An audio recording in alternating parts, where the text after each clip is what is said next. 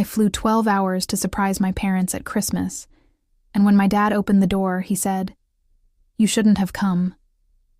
Those words hit me like a physical blow, but what I discovered next would change everything I thought I knew about my family forever. If this story touches you, don't forget to leave your like and subscribe to the channel for more stories like this one. My name is Jessica, and I'm 34 years old. For the past 8 years, I've been living in London, working as a senior marketing consultant for international companies. The job pays exceptionally well. I earn more in a month than most people in my hometown make in 6 months, but it demands everything from me. 18-hour days are normal. Weekends disappear into client presentations, and I haven't taken a real vacation in 3 years. My corner office overlooks the Thames. My apartment in Kensington costs more per month than my parents' mortgage, and my closet is filled with designer suits that cost more than some people's cars. But despite all this success, there's always been this hollow feeling inside me, this sense that something fundamental is missing from my life. My parents, Robert and Linda, live in the same small town in Ohio where I grew up. Millfield, population 8,000, where everyone knows everyone else's business and the biggest excitement is the annual corn festival. They're both in their early 70s now. Dad worked for 35 years at the local manufacturing plant before retiring with a modest pension, and Mom spent her career as a secretary at the elementary school. They live in the same 3-bedroom ranch house where I grew up, with the same avocado green appliances from the 1980s and the same floral wallpaper in the kitchen that Mom put up when I was in high school. I'm the eldest of 3 children, and from the very beginning, our roles in the family were clearly defined. I was the responsible one, the achiever, the one who was expected to set an example for my younger siblings. My brother Michael, 31, has never left home. Not once. He graduated high school by the skin of his teeth, tried community college for 1 semester before dropping out, and has been living in my parents' basement ever since. He works part-time jobs, sometimes at the local grocery store, sometimes doing lawn work, sometimes helping out at the auto repair shop, but never for more than a few months at a time. He always has some excuse. The boss was unfair. The work was beneath him. He was saving up money to start his own business. But the truth is, Michael has never had to face real responsibility because my parents have always enabled him. My sister Amanda, 29, managed to move out of the house, but only barely. She lives just 2 streets away in a small rental house with her husband Derek and their 2 children, Emma, age 7, and Tyler, age 5. Derek works sporadically in construction, but he's unreliable and has been fired from more jobs than I can count. Amanda never finished college either. She got pregnant with Emma during her sophomore year and dropped out to get married. She's never had a steady job, claiming that childcare is too expensive and that it makes more sense for her to stay home with the kids. But the reality is that she and Derek are constantly struggling financially, and they come to my parents for help at least twice a month. Growing up, I was different from my siblings in ways that became more apparent as we got older. While Michael was getting suspended from school for fighting and Amanda was sneaking out to meet boys, I was in the library studying, working on the school newspaper, and participating in debate club. I maintained a 4.0 GPA throughout high school, not because learning came easily to me, but because I worked harder than anyone else. I knew that education was my ticket out of Millfield, and I was determined to take it. My parents' reaction to my academic success was complicated. On one hand, they were proud when I won awards or got recognition. They'd put my certificates on the refrigerator and brag to their friends about their smart daughter. But on the other hand, there was always an undercurrent of resentment, as if my achievements somehow highlighted their own limitations or made them feel inadequate. When I got accepted to Ohio State University with a full academic scholarship, my mother's first comment wasn't congratulations. It was, "I hope you don't think you're too good for us now."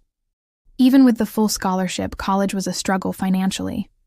The scholarship covered tuition and fees, but I still needed money for books, supplies, housing, and food. My parents couldn't help much.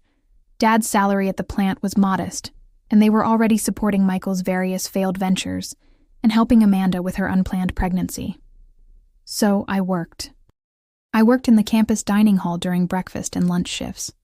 I worked at a local diner on weekends and holidays. I tutored other students for extra cash. I sold my textbooks back every semester and bought used ones for the next term. I wore the same clothes for years and learned to cut my own hair to save money. During my junior year, I applied for an internship with a marketing firm in Columbus. It was unpaid, but it offered real experience in my field of study. The problem was that it would mean spending the summer in Columbus instead of coming home to Millfield. When I told my parents about the opportunity, their reaction was immediate and negative. "You're choosing strangers over your family," my mother said, her voice tight with hurt and anger. "It's not about choosing strangers, Mom. It's about building my career. This internship could lead to a job offer after graduation." "There are jobs here in Millfield," my father said. "The insurance office is always looking for people. Mrs. Henderson at the bank said she'd be happy to hire you." I tried to explain that I wanted more than a small-town job answering phones and filing papers, but they couldn't understand. To them, my ambition looked like rejection of everything they'd worked to provide for me. They saw my dreams as a criticism of their choices, their lifestyle, their values. I took the internship anyway. It was one of the best decisions I ever made. The marketing firm was impressed with my work, and they offered me a part-time position during my senior year. More importantly, they introduced me to the world of international marketing, showing me opportunities I'd never imagined. When a client mentioned that their London office was looking for bright young Americans to join their team, I knew I had to pursue it. The job offer came 2 weeks before graduation. It was everything I'd dreamed of. A starting salary that was 3 times what I could expect to earn in Ohio, full relocation assistance, and the chance to work with global brands on campaigns that would reach millions of people. It was also 4,000 miles away from everything and everyone I'd ever known. My parents' reaction to the London job offer was devastating. My mother cried for 3 days straight. My father didn't speak to me for a week. Amanda accused me of abandoning the family, and Michael said I was being selfish and pretentious. They couldn't understand why I would choose to live so far away when I could have a perfectly good life in Ohio. "What's wrong with the life we've built here?" my mother asked through her tears. "What's wrong with being close to family?" "There's nothing wrong with it, Mom," I tried to explain. "It's just not the life I want for myself." "So our life isn't good enough for you?" "It's not about good enough or not good enough. It's about what makes me happy, what challenges me, what allows me to grow." But they couldn't see it that way. To them, my choice to move to London was a rejection of everything they valued: family, community, staying close to home, being satisfied with what you have instead of always wanting more. The goodbye at the airport was horrible. My mother sobbed openly, clinging to me and begging me to reconsider. My father stood stiffly, barely hugging me, his face set in stone. Amanda brought the kids, but spent the whole time making passive-aggressive comments about how I was choosing money over family. Michael didn't even come. "You'll be back," my father said, as I headed toward security. "When you realize that money can't buy happiness, you'll be back." But I wasn't back. Not to stay, anyway. London exceeded every expectation I'd had. The work was challenging and rewarding, the city was vibrant and full of opportunities, and I discovered that I was good at what I did. Really good. Within 2 years, I'd been promoted twice. Within 4 years, I was managing major accounts and traveling throughout Europe for client meetings.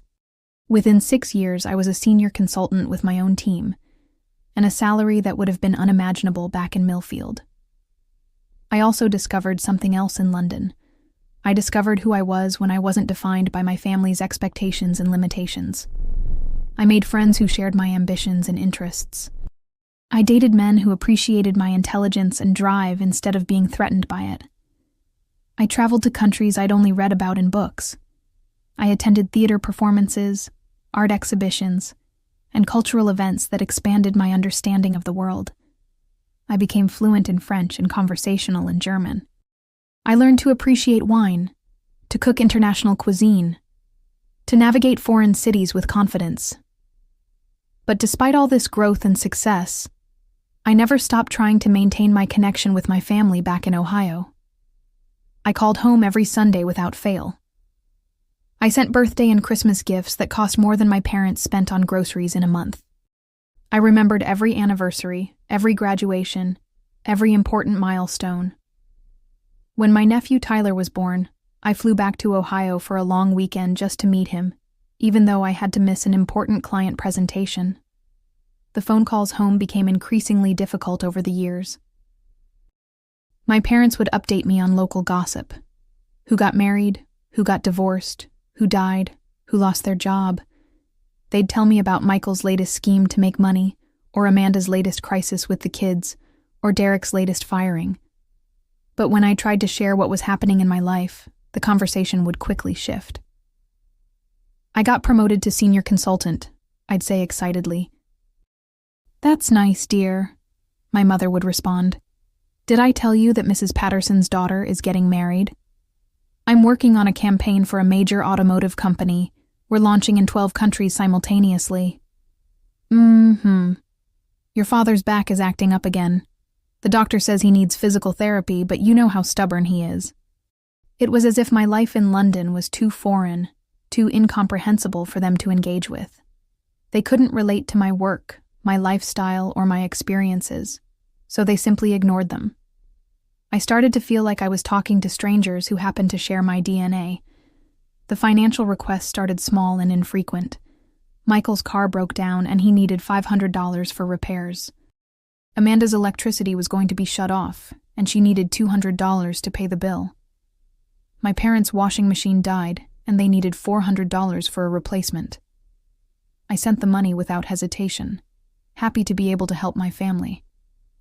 But over the years, the requests became more frequent, and the amounts grew larger. Michael crashed his car while driving drunk and needed $3,000 for a replacement because he had no insurance. Amanda and Derek were facing eviction and needed $2,400 to catch up on their rent. My parents' roof started leaking, and they needed $8,000 for repairs. Each time, I sent the money immediately, no questions asked, no conditions attached. I never made them feel guilty about asking for help. I never lectured them about financial responsibility or suggested they make different choices. I just sent the money because I loved them and because I could afford it. My salary in London was substantial, and I lived modestly despite my income. I had savings, investments, and more than enough to help my family when they needed it. But I started to notice a pattern in our conversations. The calls usually came when someone needed money.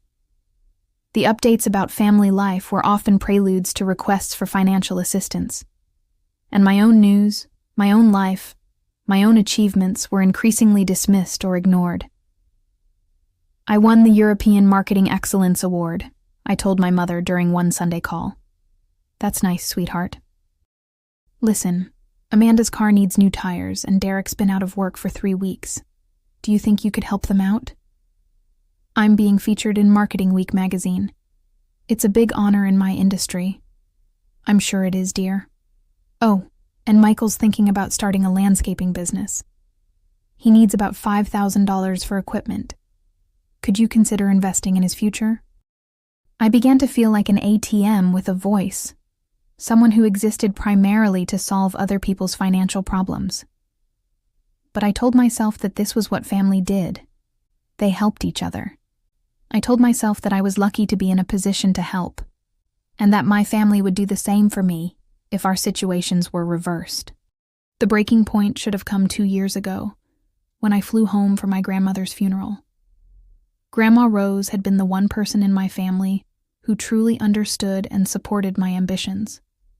She'd been a teacher before she married my grandfather, and she'd always encouraged me to pursue my dreams, even when everyone else was trying to hold me back. I took a week off work and flew home for the funeral, expecting to grieve with my family and celebrate Grandma Rose's life together. Instead, I found myself in the middle of a family drama that had nothing to do with mourning and everything to do with money. Grandma Rose had left a small inheritance, about $15,000 total. According to her will, It was to be divided equally among her 3 grandchildren, me, Michael, and Amanda. But Michael and Amanda had a different idea. "You don't need the money," Amanda said to me the day after the funeral. "You make more in a month than the rest of us make in a year." "It's not about needing it," I replied. "It's about what Grandma wanted." "Grandma would want the money to go where it could do the most good," Michael chimed in. "You should let us split your share."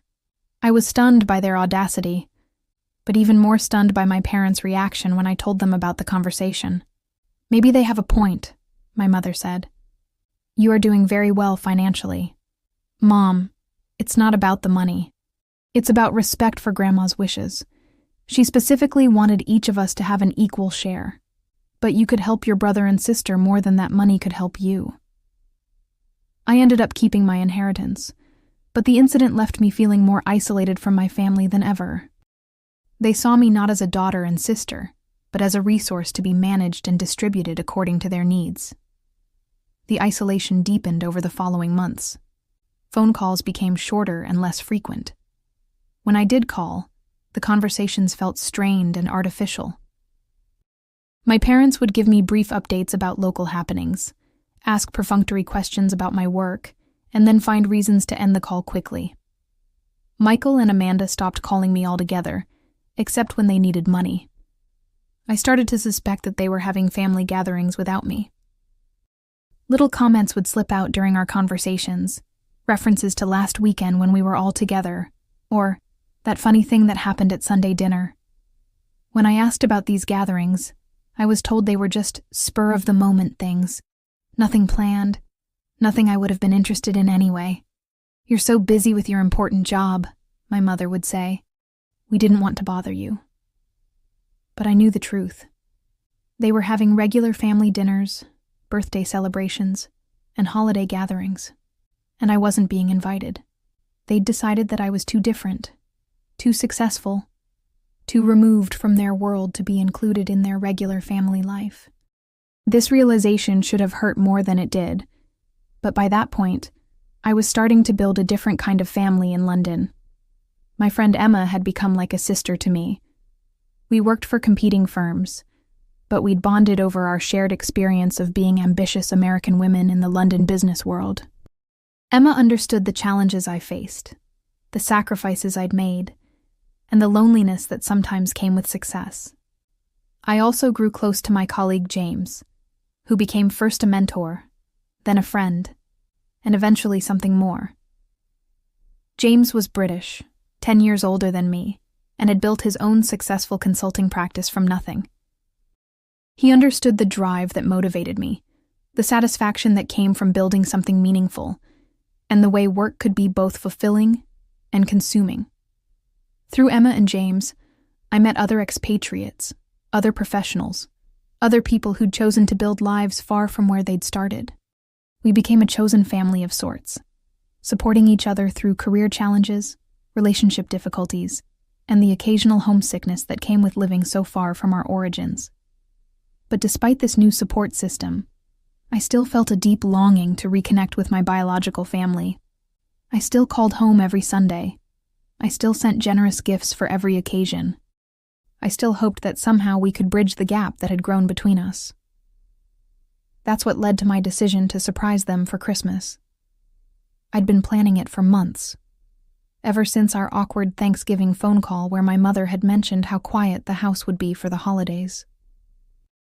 "Just the 4 of us this year," she'd said, referring to herself, my father, Michael, and Amanda's family. "It'll be a small celebration." The way she said it, with that wistful tone, made me think she was hinting that she missed me, that she wanted me to be there. So I started planning the surprise. I cleared my entire schedule for the week between Christmas and New Year's, something I'd never done before. I booked the most expensive flight I could find to ensure I'd get home on Christmas Eve. I spent weeks shopping for perfect gifts for everyone, including expensive toys for Amanda's children and a high-end tool set for Michael, even though he'd never shown any real interest in building or fixing anything. I arranged for a car service to pick me up at the airport so I could arrive at their doorstep with all my gifts, ready to spend a full week reconnecting with my family.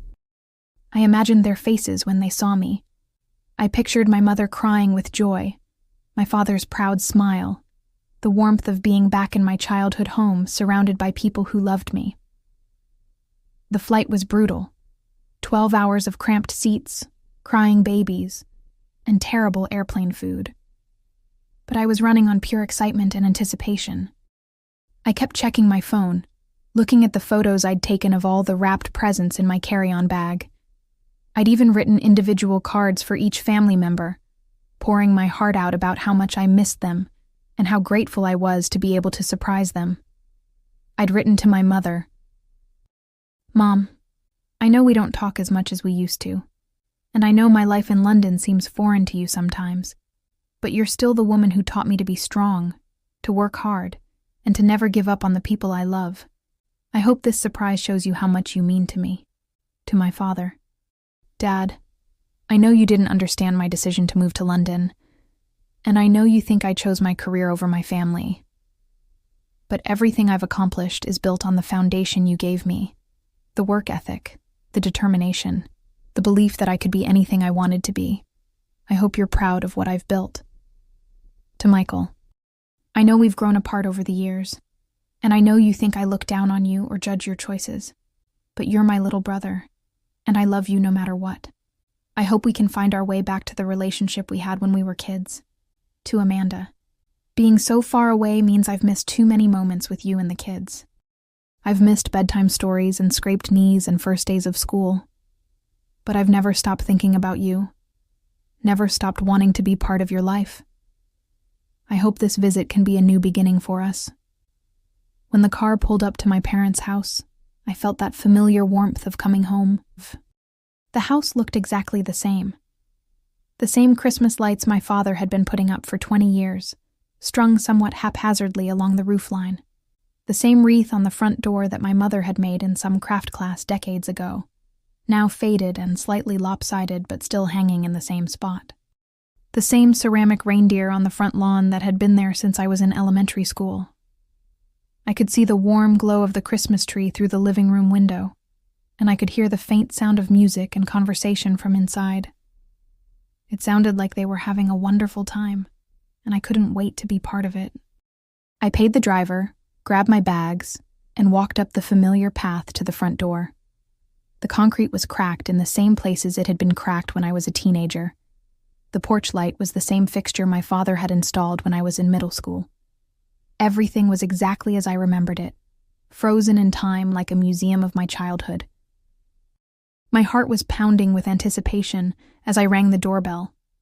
I could hear footsteps approaching, and I practically bounced on my toes with excitement, imagining the look of surprise and joy on whoever opened the door. The door opened, and there was my father. For a split second, I saw surprise flash across his face, but it wasn't the joyful surprise I'd expected. It was something else, something that looked almost like panic, or annoyance, or fear. "Jessica," he said, his voice flat and uncertain, as if he wasn't sure I was really there. "Surprise," I said, spreading my arms wide, my face breaking into the biggest smile I could manage. "I flew all the way from London to spend Christmas with you. But instead of embracing me, instead of calling for my mother, instead of any of the reactions I'd imagined during those long hours on the plane, my father's face hardened. He looked over his shoulder quickly, as if checking to see who might be watching, then back at me with an expression I'd never seen before. "You shouldn't have come," he said. Those 4 words hit me like a physical blow. I stood there, frozen, my arms still outstretched, my smile fading as I tried to process what he'd just said. "What do you mean?" I asked, confusion replacing excitement. "Jessica, this isn't a good time," he said, not moving from the doorway, not inviting me in, not even stepping aside so I could see into the house. "Dad, it's Christmas Eve. I flew 12 hours to be here. I cleared my entire schedule. What do you mean it's not a good time?" That's when I heard them. Voices from inside the house. Multiple voices, laughter, the sound of several conversations happening at once. My heart sank as I realized what was happening. They were having a party, a gathering, a celebration, and I hadn't been invited. "Who's there, honey?" I heard my mother's voice call from inside. My father's jaw tightened, and he looked almost guilty. It's Jessica." The voices inside went quiet, completely quiet. The sudden silence was deafening, and it told me everything I needed to know about how welcome I was. After a moment that felt like an eternity, I heard footsteps, and my mother appeared behind my father. Her face showed the same expression, not joy, not excitement, but something that looked like guilt mixed with annoyance and a touch of panic. "Jessica, sweetheart," she said, but her tone was strained, artificial. "We weren't expecting you." "That's the point of a surprise, Mom," I said, my voice starting to shake despite my efforts to stay calm. "Can I come in? It's freezing out here, and I have gifts for everyone." My parents exchanged a look that I couldn't quite read, but it was clearly some kind of communication. Finally, my father stepped aside, but reluctantly, as if he was being forced to let me in against his better judgment. As I walked into the house, dragging my suitcase and carrying my bag of gifts, I saw them. The living room was full of people I didn't recognize. There were about 15 people scattered around, sitting on our furniture, eating from our dishes, laughing and talking as if they belonged there more than I did. The Christmas tree was surrounded by presents, but I could see immediately that none of them had my name on them. The coffee table was covered with food, cookies, candies, a cheese and crackers platter. But it was clear that this spread had been prepared for the people who were already here, not for any surprise guests. "Who are all these people?" I asked, setting down my bags and looking around the room. "These are Amanda's in-laws," my mother said quickly, as if she'd rehearsed this explanation. "And some of Michael's friends from work. We decided to have a big gathering this year." I looked around the room again, taking in the scene more carefully. Amanda was there with her husband Derek and their 2 children, but she barely looked at me when I entered. She gave me a brief nod and then turned back to her conversation with a woman I'd never seen before. Michael was in the corner with a group of people who looked to be around his age, and he gave me an even briefer acknowledgement before turning back to whatever story he was telling. The children, my nephew and niece, were playing on the floor with new toys that were clearly Christmas gifts. They looked up when I came in, but they didn't run to greet me the way children usually greet relatives they haven't seen in a while. Instead, they stared at me with the polite curiosity reserved for strangers. "But where am I supposed to sleep?" I asked, suddenly realizing that this gathering wasn't just for the evening. These people were clearly settled in for an extended stay. "Did you set up my old room?" Another exchange of looks between my parents, this one even more uncomfortable than the first. "Well, honey," my mother said, wringing her hands in a gesture I remembered from my childhood, "we turned your room into a craft room last year. I've got all my sewing supplies in there now, and your father's model trains. And Michael's friends are staying in the basement for the weekend." The reality of the situation was starting to sink in, and it was worse than I'd initially thought. They hadn't just not expected me. They had actively planned a Christmas celebration that didn't include me. They had invited all these other people, made arrangements for them to stay overnight, prepared food for them, bought presents for them, and there was no place for me in any of it. "I can sleep on the couch," I said, trying to keep my voice steady and reasonable. "The thing is," my father said, looking more uncomfortable by the minute, "some of the kids are sleeping on the couches tonight. Amanda's in-laws drove up from Kentucky, and we promised the children they could have a sleepover in the living room." I stood there in the middle of my childhood living room, surrounded by strangers who were clearly more welcome in my family home than I was, feeling more alone than I'd ever felt in my life. My own parents were treating me like an unwelcome intruder, like someone who had violated some unspoken rule by showing up unannounced. "I don't understand," I said, my voice barely above a whisper. "I'm your daughter. This is my family too." "Of course you are, sweetheart," my mother said, but she was looking around nervously at all the other people, as if she was embarrassed by this conversation happening in front of them. "It's just that we made these plans months ago, and everyone's already here, and we don't really have space for another person." "Another person?" "I'm not another person. I'm your daughter." "We know that, Jessica," my father said, his voice taking on an edge of impatience. "But you can't just show up and expect everyone to rearrange their plans. Some of us actually make commitments and stick to them." The implication was clear. I was unreliable, inconsistent, someone who couldn't be counted on to follow through on commitments. Never mind that I'd never missed sending a gift or a card. Never mind that I called every Sunday without fail. Never mind that I'd sent thousands of dollars whenever anyone in the family needed help. Amanda finally spoke up from across the room, her voice carrying clearly over the conversations that had resumed around us. "Jessica, you can't just show up and expect everyone to drop everything for you. Some of us actually make an effort to be part of this family year-round." Her words hit me like a slap across the face. Make an effort? I've been supporting this family financially for years. I've sent money whenever anyone needed it. I've never missed a birthday or Christmas gift, even from across the ocean. "Money isn't the same as being here," Michael chimed in from his corner, his voice loud enough that his friends turned to watch the drama unfolding. "You chose to move away. You chose your fancy career over your family." I felt tears starting to burn behind my eyes, but I was determined not to cry in front of all these strangers who were witnessing my family's rejection of me. I moved away for work, but I never stopped caring about this family. I never stopped trying to be part of it. "But you're not part of it," Amanda said, her voice cold and matter-of-fact. "You're like a stranger who sends checks. You don't know what's going on in our daily lives. You don't know our friends, our routines, our problems."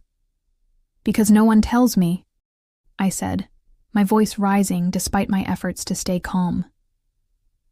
"Every time I call, you give me 5-minute updates and then say you have to go. Every time I try to share what's happening in my life, you change the subject. Every time I suggest visiting, there's some excuse about why it's not a good time." "Maybe because it's never a good time for you either," my father said, his voice getting louder and more aggressive. "You're always too busy with your important work, too successful to spend time with your small-town family." I stared at him in disbelief. "Too successful? Dad, I just flew 12 hours to be here. I cleared my entire schedule for a week.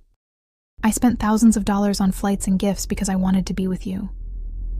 "But you didn't ask," my mother said, her voice taking on that whining tone I remembered from childhood arguments. "You just assumed we'd be available. You assumed we'd want to see you. You're my parents. It's Christmas. Why wouldn't you want to see your daughter?" The room had gone completely silent again. All of Amanda's in-laws and Michael's friends were watching this family drama unfold like it was entertainment. I felt exposed, humiliated, and completely alone. If you're enjoying this story, don't forget to leave your like and subscribe to the channel for more stories like this one. That's when I noticed something that made my blood run cold. On the mantelpiece above the fireplace, where our family photos had always been displayed, there were new pictures. Photos of Amanda's family at various gatherings, Michael with his friends at what looked like a barbecue, my parents with Amanda's children at what appeared to be a birthday party. But there wasn't a single photo of me. Not one. It was as if I'd been systematically erased from the family's visual history. "Where are the pictures of me?" I asked, pointing to the mantelpiece with a shaking hand. My mother followed my gaze and her face flushed red. "Oh, we rearranged things when we redecorated last spring. Your photos are in the album upstairs." "In the album? Hidden away while everyone else gets to be displayed?" "Jessica, you're being dramatic," Amanda said, rolling her eyes. "It's just photos." "No, it's not just photos. It's everything. You've systematically removed me from this family, and I've been too blind to see it." I walked over to the mantelpiece and looked more closely at the photos. There were pictures from last Christmas, a Christmas I hadn't been invited to. There were photos from what looked like a 4th of July barbecue, from Amanda's children's birthday parties, from family gatherings and celebrations that had happened while I was in London, events that no one had told me about. events that I hadn't been invited to. "How many family gatherings have there been that I didn't know about?" I asked, turning to face them. Silence. "How many times have you all gotten together and just not mentioned it to me?" More silence. "Answer me," I demanded, my voice cracking with emotion. Finally, Michael spoke up, his voice defensive but defiant. "Look, Jessica, it's not personal. It's just easier when you're not here. We don't have to worry about impressing you or living up to your standards. We can just be ourselves." "My standards? What standards?" "You know," Amanda said, gesturing vaguely. "Always talking about your fancy job, your expensive apartment, your important clients. Making us feel like our lives here aren't good enough." I was stunned. "I never said your lives weren't good enough. I was just sharing what was happening in my life, the same way you share what's happening in yours." "But your life is so different from ours," my mother said, her voice taking on that martyred tone she'd perfected over the years. "Sometimes it feels like you're showing off, like you're trying to make us feel small." "Showing off? By telling you about my work? By being proud of what I've accomplished?" "By constantly reminding us that you're successful and we're not," my father said, his voice bitter and resentful. I felt like I was in some alternate reality where everything I'd thought I knew about my family was wrong. "I never said you weren't successful. I've always been proud of you. I've always supported you, literally and figuratively." "With money," Michael said, his voice dripping with resentment. "Always with money, like that's supposed to make up for not being here. I sent money because you needed it, because I wanted to help. I never used it to make you feel bad or to hold it over your heads." "But it did make us feel bad," Amanda said, her voice rising to match mine. "Every time you sent money, it was a reminder that we couldn't take care of ourselves, that we needed our sister who lives across the ocean to bail us out." I was beginning to understand the twisted logic of their resentment, but it only made me angrier. "So, instead of being grateful for the help, you resented me for being able to provide it?" "We didn't ask for your help," my father said, his voice cold and final.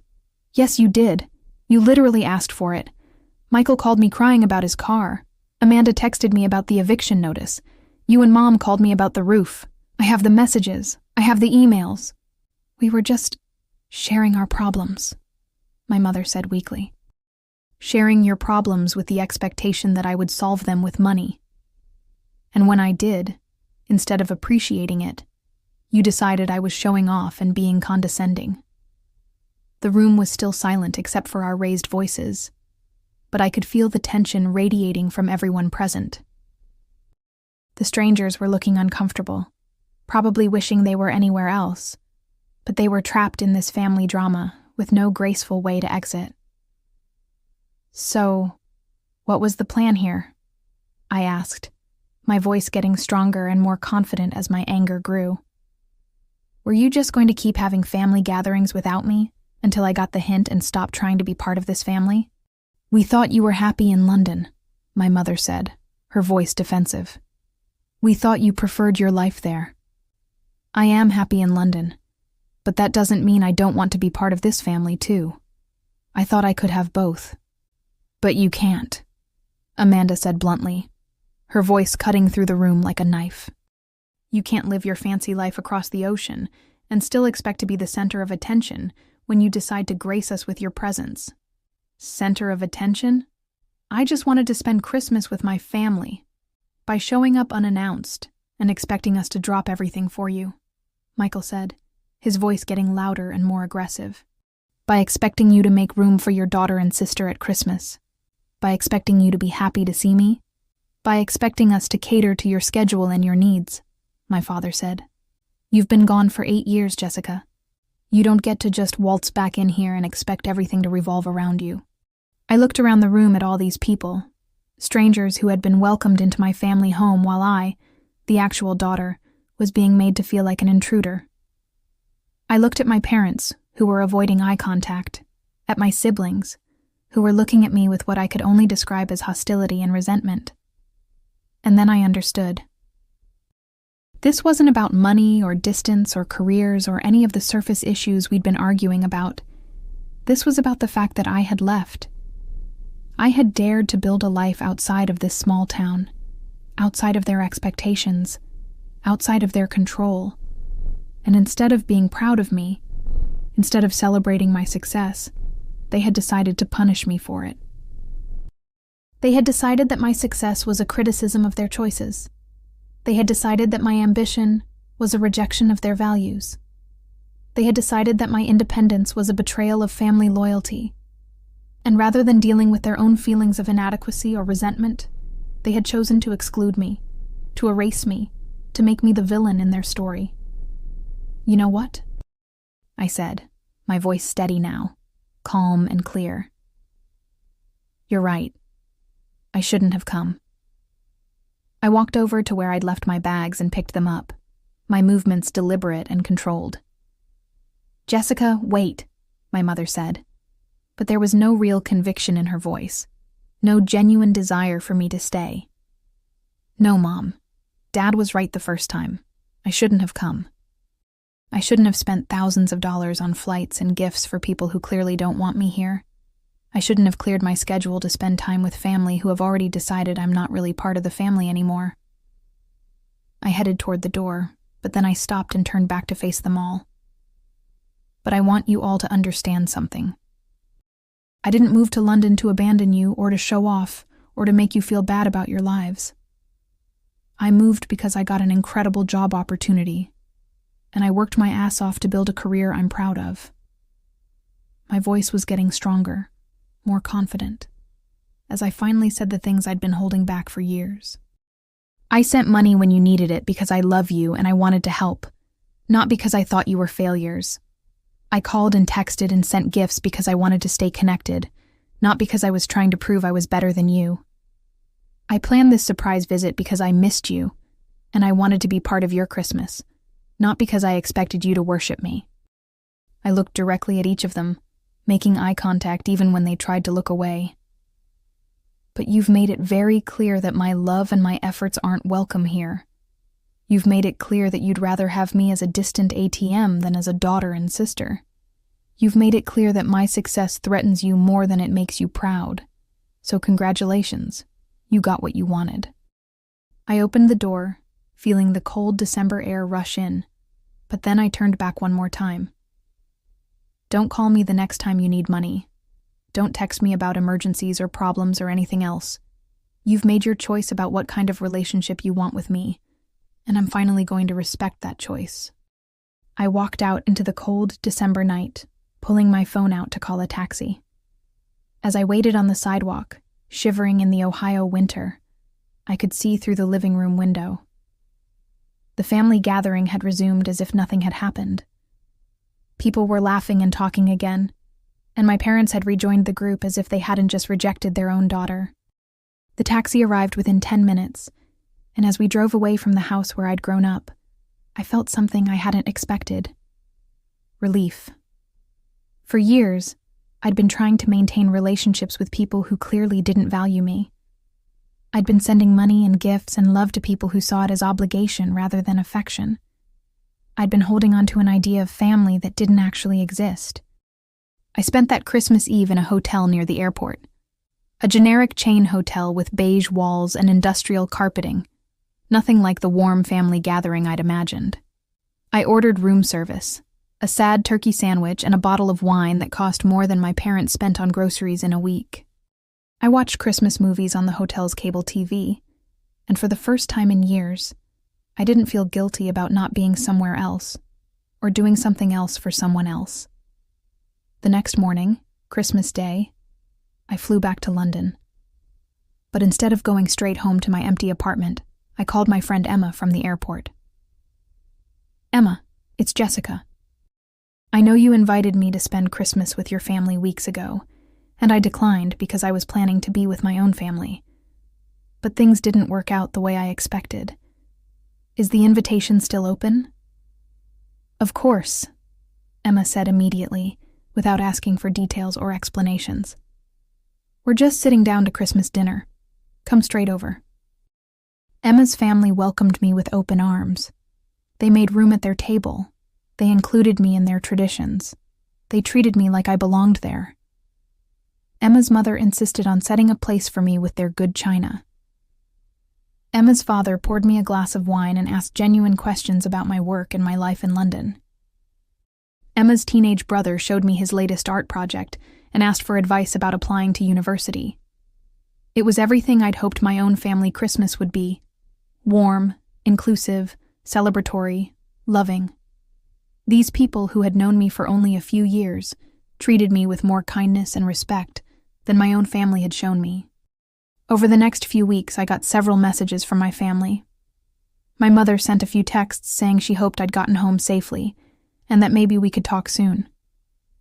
The messages were brief and generic, the kind of thing you might send to a distant acquaintance. Amanda sent a longer message, but it was worse than my mother's brief texts. Jessica, I hope you realize how much you embarrassed us in front of our guests. Derek's parents think our family is completely dysfunctional now. You could have handled that situation with more maturity and consideration for others. Even in her apology, if that's what it was supposed to be, she was making me the villain, making my reaction to their rejection the problem rather than the rejection itself. Michael sent nothing. Radio silence, as if I'd never existed.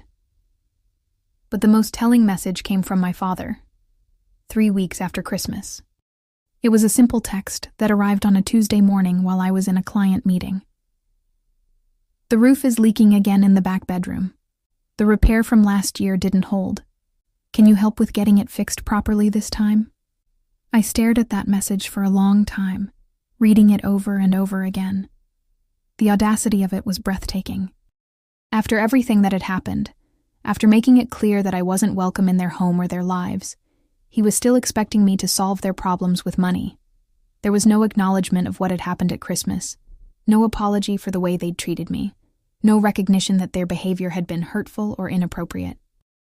Just a straightforward request for money, as if I was a bank rather than a human being with feelings. I deleted the message without responding. Over the following months, the messages became more frequent and more desperate.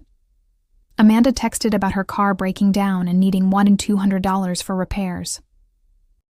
Michael called, the first time he'd called me in over a year, about needing money for a security deposit on an apartment because he was finally ready to move out of my parents' basement. My mother sent long emails about how the family was struggling financially, how my father's pension wasn't enough to cover their expenses, how they needed my help to make ends meet. Each message was more manipulative than the last. They tried guilt. We're family, and family helps each other. They tried shame. We raised you and sacrificed for you, and now you won't help us when we need it. They tried emotional blackmail. Your father is getting older and his health isn't good. Do you really want to abandon us in our time of need? But I had learned something important that Christmas Eve. I had learned the difference between being needed and being valued. My family needed my money, but they didn't value me as a person. They wanted me to be their safety net, but they didn't want me to be their daughter and sister. So I stopped responding. I stopped sending money. I stopped trying to maintain relationships with people who had made it clear that they only wanted me around when I was useful to them. It wasn't easy. There were moments when I felt guilty, when I wondered if I was being too harsh, when I questioned whether I was making the right decision. But then I would remember that Christmas Eve, remember the feeling of standing in my childhood home and being treated like a stranger, and I knew I was doing the right thing. Instead of pouring my energy into relationships that drained me, I started building a new kind of family. I deepened my friendships with people who actually wanted me around. Emma and I became even closer, supporting each other through career challenges and personal struggles. I started dating James more seriously, and he introduced me to his family, who welcomed me warmly and treated me like I'd always been part of their lives. I joined social groups and volunteer organizations where I met people who shared my values and interests. I started hosting dinner parties in my apartment, creating the kind of warm, inclusive gatherings I'd always wanted to be part of. I traveled with friends to places I'd always wanted to see, creating new memories and experiences that weren't tainted by family drama. I created a chosen family of people who celebrated my successes instead of being threatened by them, who supported me during difficult times without expecting payment in return, who included me in their lives because they enjoyed my company, not because they needed something from me. A year later, I got a call from a number I didn't recognize. When I answered, I heard my father's voice, but he was calling from someone else's phone. "Jessica," he said, his voice strained and unfamiliar. "We need to talk." "No, we don't," I said calmly, my voice steady and sure. "Your mother is in the hospital. She had a heart attack." I felt a stab of concern. Despite everything, she was still my mother, but I also felt something else. The recognition of a manipulation tactic, a last-ditch effort to pull me back into their dysfunction. "I'm sorry to hear that," I said sincerely. "I hope she recovers quickly." "That's it? That's all you have to say?" "What would you like me to say, Dad?" "I'd like you to come home. I'd like you to be here for your family." "The same family that told me I shouldn't have come? The same family that made it clear I wasn't welcome?" "That was different. That was just a misunderstanding." "No, Dad, it wasn't a misunderstanding. It was very clear. You all made a choice about what kind of relationship you wanted with me, and I respected that choice." "We made a mistake," he said, and for the first time, his voice cracked with emotion. "We were wrong." "Yes, you were wrong, but not just about that Christmas. You were wrong about a lot of things, for a lot of years. So you're just going to abandon us? You're going to let your mother die without seeing her daughter?" And there it was. The guilt, the manipulation, the emotional blackmail that had controlled me for so many years. But this time, it didn't work. "Dad, I'm not abandoning you. You abandoned me first. You abandoned me every time you made me feel like my life and my choices weren't valid. You abandoned me when you erased me from the family photos. You abandoned me when you invited strangers to Christmas, but told your own daughter she shouldn't have come." "We were hurt," he said, his voice getting smaller and more defensive. "We felt like you chose your career over us. I chose to build a life I was proud of. That didn't mean I loved you any less, but you decided it did, and you punished me for it." There was a long silence on the other end of the line. "What do you want from us?" he finally asked. "I don't want anything from you anymore, Dad. I wanted to be part of a family that loved and supported each other, but that's not what we had. What we had was a family where I was expected to give everything and receive nothing in return. That's not true." "It is true. When was the last time any of you asked how I was doing without following it up with a request for money? When was the last time any of you celebrated one of my achievements? When was the last time any of you made an effort to visit me or to understand my life?" Silence. "I've built a new life, Dad. I've surrounded myself with people who actually care about me, not just what I can do for them. I'm happier now than I've been in years." "So, that's it? You're just going to cut us off forever?" "I'm going to protect myself from people who hurt me, even if those people are related to me. I'm going to prioritize relationships that are healthy and reciprocal. I'm going to stop setting myself on fire to keep other people warm." I could hear him crying on the other end of the line, and despite everything, it broke my heart a little. But I also knew that his tears were more about losing his financial safety net than about losing his daughter. "I love you, Dad, but love isn't enough if it's not accompanied by respect and consideration. You taught me that." I hung up the phone and sat in my London apartment, looking out at the city I'd made my home. For the first time since that Christmas Eve, I felt completely at peace with my decision. My mother recovered from her heart attack. I know this because Emma's mother, who has a friend in my hometown, mentioned it in passing months later. I was glad to hear she was okay, but I didn't reach out. I'd learned that my concern and my presence were only welcome when they came with financial support, and I was no longer willing to provide that. The messages continued sporadically over the next year. Birthday wishes that felt obligatory. updates about family events that I wasn't invited to, occasional requests for money that became increasingly desperate as they realized I wasn't going to respond. Michael finally moved out of my parents' basement, but only because he moved in with a girlfriend whose family was willing to support him. Amanda and Derek separated, and she moved back in with my parents with her 2 children. My father's health continued to decline, and without my financial support, they struggled to pay for his medical care. I felt sad about their struggles, but I also felt something else: validation that I'd made the right choice. They had treated me like a resource to be exploited rather than a person to be loved, and now they were facing the consequences of that choice. 2 years have passed since that Christmas Eve, and I can honestly say it was the best thing that ever happened to me. It forced me to see the truth about my family relationships, and it gave me the courage to build something better. I spend my holidays now with people who genuinely want me there. Emma and I have started a tradition of hosting Friendsgiving for all the expatriates in our social circle who can't get home for the holidays. James and I have been talking about getting married, and his family has already started including me in their family traditions and celebrations. I share my successes with people who celebrate them with me. When I got promoted to partner in my firm, Emma threw me a